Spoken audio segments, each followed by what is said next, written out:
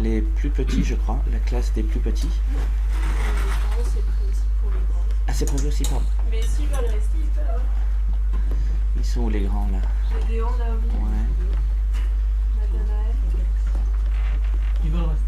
Vous restez? Vous restez? D'accord. Alors pour les grands, Tim va parler à nos cœurs.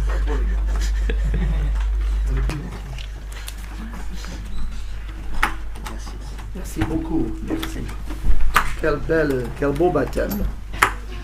Un beau témoignage. Bon, j'ai eu le privilège d'entendre le témoignage il y a 3 mois ou 4 mois, hein, Jacques. Quand il est venu nous parler aux anciens de l'Église et présenter son témoignage. Et on se réjouit beaucoup pour Jacques et pour toute sa famille. Je vous invite à ouvrir vos Bibles dans 1 Pierre chapitre 3.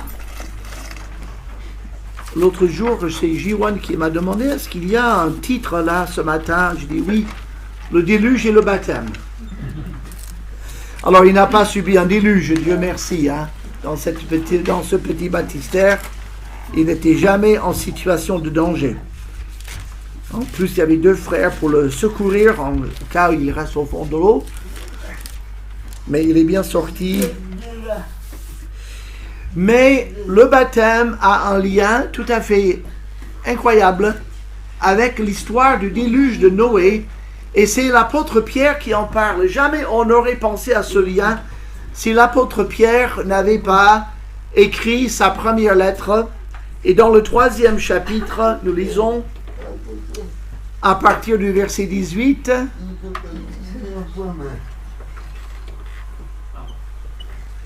Christ aussi a souffert une fois pour les péchés, lui juste pour les injustes, afin de nous amener à Dieu. Il a été mis à mort quant à la chair, et rendu vivant quant à l'esprit, dans lequel aussi il est allé prêcher aux esprits en prison, qui autrefois avaient été incrédules, lorsque la patience de Dieu se prolongeait, au jour de Noé, pendant la construction de l'arche, dans laquelle un petit nombre de personnes, c'est-à-dire 8, furent sauvées à travers l'eau. Cette eau, donc l'eau du déluge, était une figure du baptême, qui n'est pas la purification des souillures du corps, mais l'engagement d'une bonne conscience envers Dieu et qui maintenant vous sauve, vous aussi, par la résurrection de Jésus-Christ. On va lire le verset 22, il est tellement beau. Il est à la droite de Dieu, Jésus-Christ, depuis qu'il est allé au ciel et que les anges, les autorités et les puissances lui ont été soumis. Alors, il y a vraiment de quoi nous faire poser des questions. Qu'est-ce que c'est que cette histoire d'aller prêcher aux esprits en prison qui étaient incrédules du temps de Noé? Quand on regarde la chronologie biblique, Adam et Ève, dans la chronologie biblique, Adam et Ève ont été créés par Dieu il y a environ 6000 ans. 1500 ans après le jardin d'Éden, la Bible dit en Genèse 6 que les hommes étaient tellement mauvais que les pensées se tournaient chaque jour uniquement vers le mal, que Dieu a déterminé de détruire l'humanité. Et donc, Noé et sa famille étaient les seuls êtres humains sur la terre à ce moment-là qui étaient intègres, c'est-à-dire qui marchaient avec Dieu avec détermination dans la pureté. C'était les seuls. Et donc Dieu a dit à Noé de construire cette arche, cet énorme bateau, et lui et ses 3 fils y ont mis 120 ans. Pendant ces 120 ans, Noé a prêché aux habitants de la terre qui venaient autour du chantier, qui venaient le voir, et qu'est-ce que tu fais, qu'est-ce que c'est que ce bateau, mais puis il faut dire, la Bible dit qu'il n'avait jamais plu sur la terre pendant ces 15 siècles. On était uniquement irrigué par la rosée et les cours d'eau, mais on n'avait jamais eu de pluie. Et il n'était pas à côté, il n'était pas au bord d'un océan pour un bateau si grand. Donc quand Noé leur expliquait que Dieu allait envoyer un déluge qui allait couvrir toute la terre et qui allait noyer tout ce qui vit sur la terre, comme il n'avait jamais plu évidemment, il n'y croyait pas. Il n'y croyait absolument pas. Tellement qu'il se moquait de Noé et le persécutait, mais Noé et ses 3 fils sont restés concentrés sur ce que Dieu a dit, et cette arche finalement a été construite. Et puis Dieu a dit, il a fait venir une paire de chaque animal sur la terre, qui sont venus, ils ne sont pas allés les chercher, les chasser, ils sont venus directement vers Noé. Ça aussi c'est miraculeux pour la conservation des espèces. Et dans cette arche, ces animaux sont allés, et puis Dieu a dit à Noé, maintenant vous entrez là, dans cette arche. Et Noé avait dit, c'est seulement dans cette arche que vous pourrez être sauvés de la noyade. Si vous n'entrez pas dans cette arche avant le déluge, vous périrez. Mais personne n'a pris à cœur ces paroles et cet avertissement, ce qui fait que seul Noé et ses 3 enfants et leurs 3 épouses, donc 8 personnes en tout, 4 couples, et ses animaux ont traversé le déluge. Ce déluge était énorme. Il a plu sans s'arrêter, mais des trombes. C'est tombé des trombes d'eau pendant 40 jours et 40 nuits. On dit que ça représente au moins 12 à 13 mètres d'eau. Carrément de l'eau, pas des gouttes, de l'eau solide, 12 à 13 mètres partout sur la terre. Plus la Bible dit que des volcans ont explosé et les profondeurs de l'abîme se sont ouvertes. Donc il y avait un énorme cataclysme mondial. On n'a jamais vu une chose depuis qui a produit ce déluge, et la face du monde a été entièrement transformée à l'issue de ce déluge. Dans ce contexte, nous revenons maintenant au verset 18 et nous voyons la substitution de Christ. Christ est notre substitut. Comment est-ce que Christ est notre substitut? Regardez verset 18. Il a souffert une fois pour les péchés, lui juste pour les injustes. Lui est le juste. Et devinez qui sont les injustes? C'est vous et moi. Nous sommes les injustes. Il est le seul juste. Il a payé pour nous. Il est notre substitut. Nous aurions dû mourir. Nous sommes des pécheurs. Nous aurions dû passer par le jugement de Dieu, et Christ est mort à notre place. Il a payé pour nous, il a payé la dette de notre péché. Et nous le voyons, comment est-ce qu'il a pu payer notre péché? C'est parce que le verset 18 dit, mais il est juste. Dieu est juste, Dieu est saint. Tout le monde qui croit en Dieu, le Dieu de la Bible, sait que une des principales caractéristiques de Dieu, c'est qu'il est saint. Et étant saint, il ne peut pas supporter le péché dans sa présence. Pas du tout.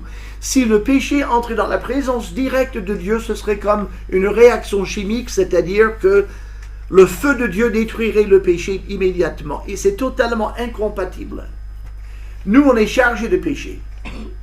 Si nous devions vivre dans la présence du Dieu 3 fois saint, avec notre péché, il ferait plus chaud pour nous que si nous allions en enfer.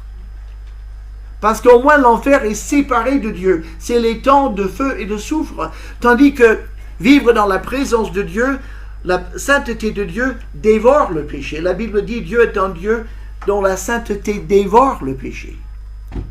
Donc, seul quelqu'un d'absolument juste et absolument parfait pourrait payer pour nous. Et ça, c'est Dieu qui a donné ce plan. C'est Dieu qui a inventé le plan du salut. C'est lui, dans sa sainteté, qui a décidé, gloire à Dieu, qui a décidé que son Fils, qui est juste et qui est parfait, viendrait mourir pour nous tous, qui sommes des pécheurs et des injustes. Et qu'il serait notre substitut. Ce n'est pas nous qui l'avons inventé. Nous, si on avait dû inventer le salut, on aurait dit il faut être bon, il faut être gentil, il faut avoir des bons points, et puis après on verra si le compte est bon et on essaiera de faire un peu mieux. Et d'ailleurs, un peu toutes les religions du monde ont un peu ce point de vue. Un système de balance, le bien pèse plus que le mal, c'est bon, on va au paradis. Dans le cas contraire, on ne sait pas où on va. Mais dans la pensée de Dieu, un seul juste paie pour toute l'humanité injuste, chacun que nous sommes. Il pouvait souffrir pour nous, il pouvait payer pour les injustes, et il a fait. Et il a fait. Alors pourquoi a-t-il sacrifié sa vie? Et encore le verset 18 nous le dit, afin de nous amener à Dieu. La Bible dit que nous sommes loin de Dieu naturellement. Nous ne pouvons pas du tout nous approcher de Dieu. Il n'y a aucun moyen au monde que Dieu puisse nous recevoir et que nous puissions aller vers lui. Mais en Jésus-Christ et par son sacrifice, tout homme, toute femme, tout être humain peut être amené à Dieu. Nous pouvons venir dans sa présence et vivre dans sa présence. Il est mort pour nous amener à Dieu. Et donc il est mort physiquement. Mais il n'y a pas que la mort physique, c'était terrible déjà. Mais la Bible dit que quand Christ est mort, la colère de Dieu, donc sur nos péchés, est tombée sur lui. Et pendant qu'il était sur cette croix, il a été séparé de son Père. Pour la seule fois dans l'éternité, Dieu le Père a tourné son dos à Dieu le Fils. Et Jésus a dit sur la croix, mon Dieu, pourquoi m'as-tu abandonné? Il a payé pour nos péchés. Il est notre substitut. Alors si nous n'acceptons pas qu'il soit notre substitut, si nous n'acceptons pas, comme les contemporains de Noé, si nous n'acceptons pas que l'arche est la seule solution, on est noyé. Les gens du temps de Noé ont tous été noyés. Ils n'ont pas été noyés parce que le déluge est venu. Ils ont été noyés parce qu'ils ont refusé d'entrer dans l'arche. Et donc, si nous refusons Jésus-Christ, lui, juste qui est mort pour les injustes, que nous arrivera-t-il? Nous mourrons physiquement, bien sûr, mais nous souffrirons éternellement pour nos péchés, puisque nous avons commis des péchés, nous serons loin de Dieu et nous serons en enfer. Si nous ne faisons pas confiance à Christ, qui nous amène à Dieu, obligatoirement, nous irons loin de Dieu, sous sa colère et la punition. Personne n'ira en enfer parce que il devait le faire. On n'ira pas en enfer. Les gens qui sont en enfer n'y seront pas parce qu'ils sont des pécheurs, parce que nous sommes tous des pécheurs. Les gens qui vont en enfer iront parce qu'ils n'ont pas placé leur confiance dans le sacrifice du Christ. Tout comme ces gens qui ont péri dans le déluge ont péri parce qu'ils ne sont pas entrés dans l'arche.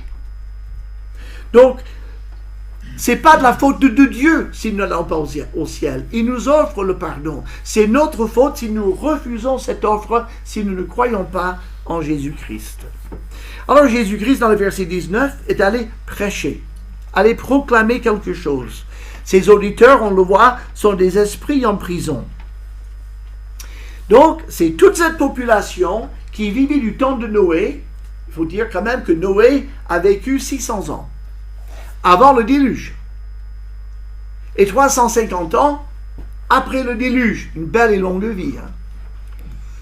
Hein. Mais pendant au moins 120 ans, il a annoncé le déluge en construisant l'arche.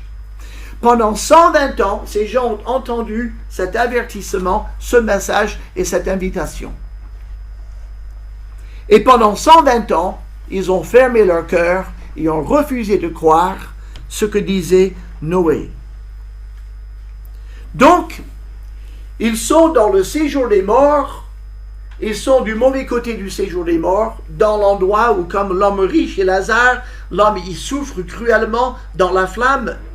Ils sont là parce qu'ils ont refusé de croire. Et Jésus descend et leur prêche quelque chose. Que leur prêche-t-il? Il leur prêche en fait que comme ils ont refusé l'arche, et c'est pour cette raison-là qu'ils sont en prison, dans cet endroit terrible. Il montre que c'est lui, l'ultime arche. C'est Jésus, l'ultime sauveur.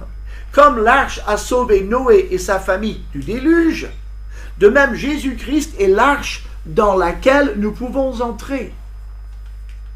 Quand ils sont entrés dans cette arche, Noé, il est tombé autant d'eau sur la tête de Noé que sur la tête des autres gens de ce monde-là.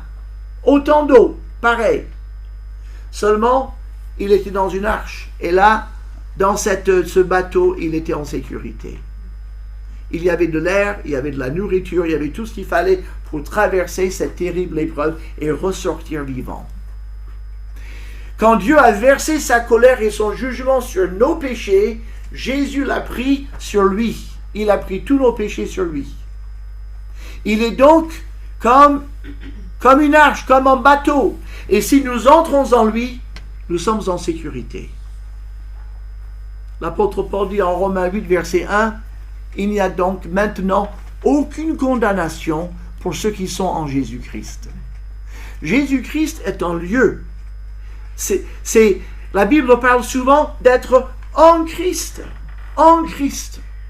Christ qui est donc Dieu devenu homme, vivant en homme parmi nous, ayant subi la mort de la crucifixion, l'ensevelissement, comme on a vu dans le baptême, et la résurrection, symbolisée dans ce baptême. Et donc Jésus, il a prêché à ces hommes. Il a annoncé sa victoire sur le péché, il leur a annoncé leur condamnation définitive parce qu'ils ont refusé l'arche en son temps. Et Jésus montre, je suis le sauveur. Cette arche me préfigurait. Et tous ceux qui ne croient pas en moi seront condamnés. Et donc, Jésus est notre protecteur. Dieu a dit à Noé, je vais détruire toute la terre par un déluge d'eau. Un jour, Dieu va détruire toute la terre par un déluge de feu. Et nous le voyons en 2 Pierre. Attendez.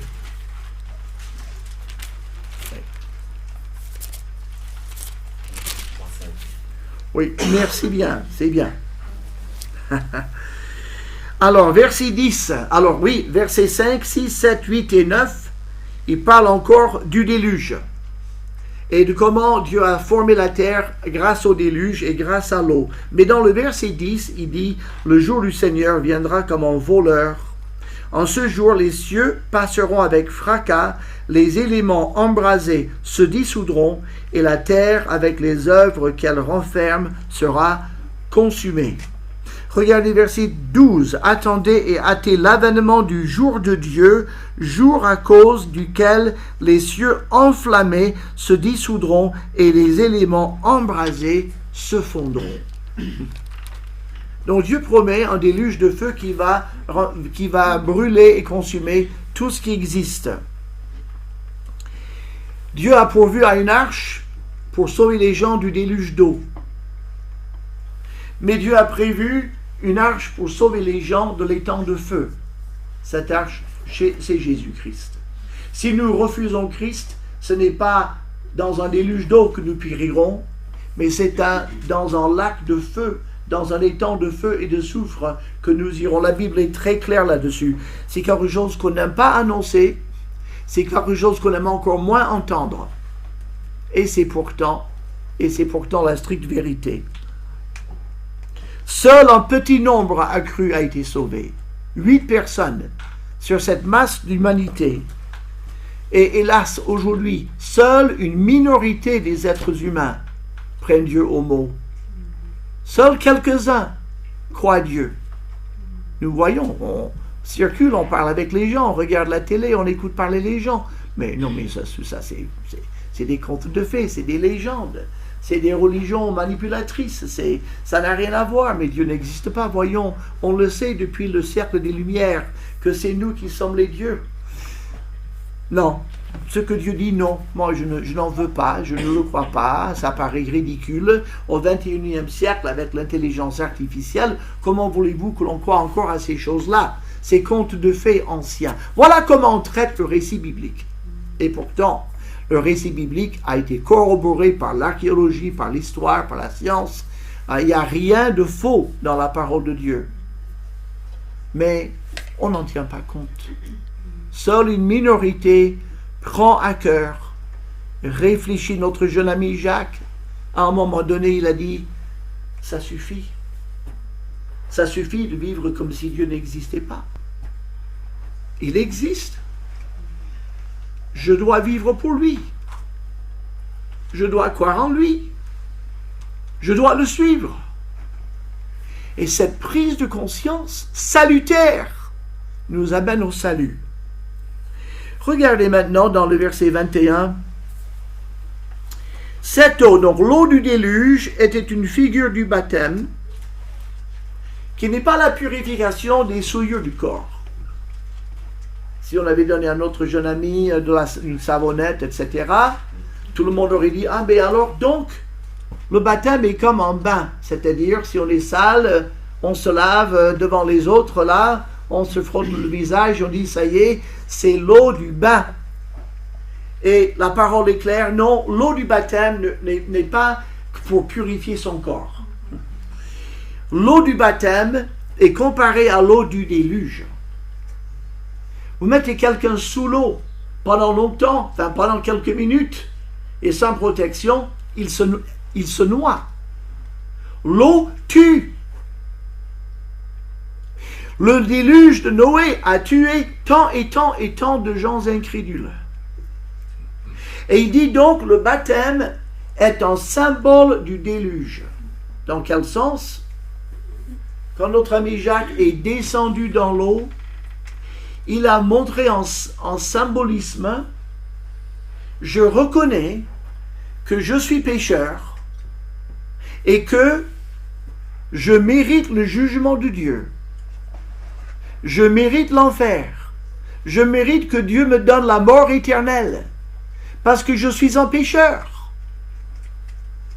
Mais parce que Christ est mort pour moi et que je suis en lui, je ne reste pas sous l'eau de mon baptême.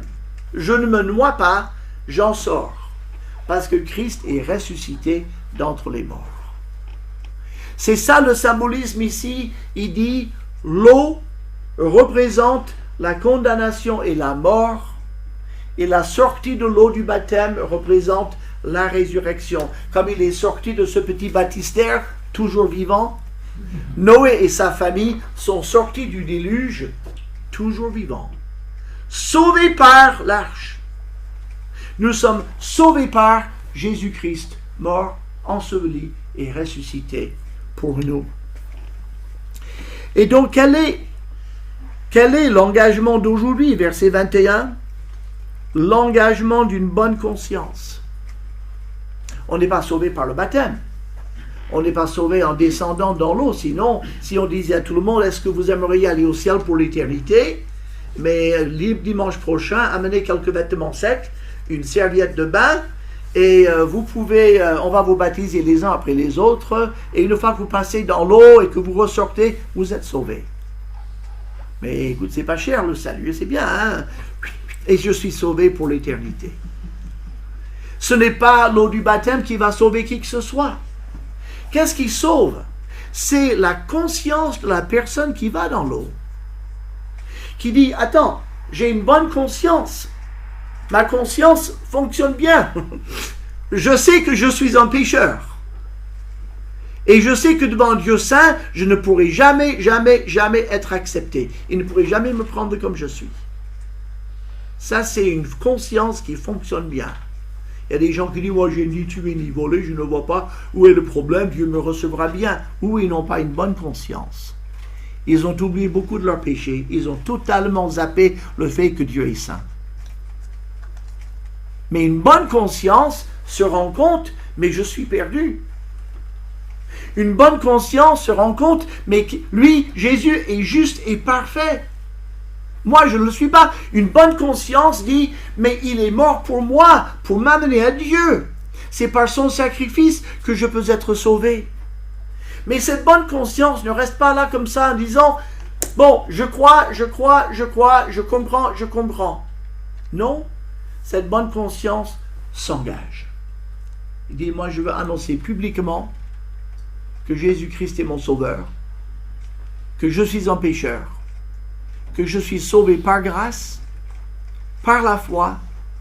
Je sais que je suis sauvé, je sais que je suis dans l'arche, je sais que Christ m'a pardonné et je veux le dire publiquement par le baptême, comme Jésus lui-même nous l'a enseigné et comme il nous l'a ordonné. Je veux être baptisé pour montrer ma relation personnelle avec Jésus-Christ. Et c'est cette bonne conscience qui amène à cette confession publique qui est annoncée, comme Jacques l'a fait publiquement. C'est ça qui fait le salut. Ce n'est pas une religion, ce ne sont pas des sacrements, c'est une relation avec Dieu par la repentance, la foi et la prise de position publique. Voilà pourquoi Jacques a demandé le baptême. C'est parce qu'il savait que le Dieu de la Bible est le Dieu de la vérité. Et si on veut marcher avec le Dieu de la Bible, il faut obéir à ce Dieu, selon ce qu'il a écrit dans la parole. Le baptême est un acte d'obéissance, et la joie et la paix et la bénédiction que nous éprouvons, c'est la joie de voir quelqu'un obéir publiquement à Dieu par un témoignage. Et que Dieu te bénisse, Jacques, et que Dieu touche bien des cœurs ici présents. Si vous n'êtes pas certain d'être sauvé, puis-je vous exhorter, vous encourager à vous tourner vers Dieu. Tournez-vous vers le Seigneur. Dites-lui, je suis un pécheur. Je suis condamné par ta sainte loi. Je ne peux pas être sauvé par moi-même. Je place toute ma confiance en Jésus-Christ. Recevez-le par la foi. Dites-lui, je vais être sauvé, je vais être pardonné. Tu peux le faire et tu veux le faire. Et puis, je veux vivre pour toi. Je veux être obéissant. Je veux te suivre. Je veux être ton disciple. Et vous viendrez aussi être baptisés ici ou ailleurs. Mais vous cheminerez avec Dieu. Notre Dieu et Père, merci pour ces instants. Nous te prions de toucher chaque cœur ici présent par la beauté de ce symbole et de ce témoignage. Nous te remercions d'être notre arche dans laquelle nous sommes en sécurité. Que ton Saint-Nom soit béni. Par Jésus-Christ. Amen.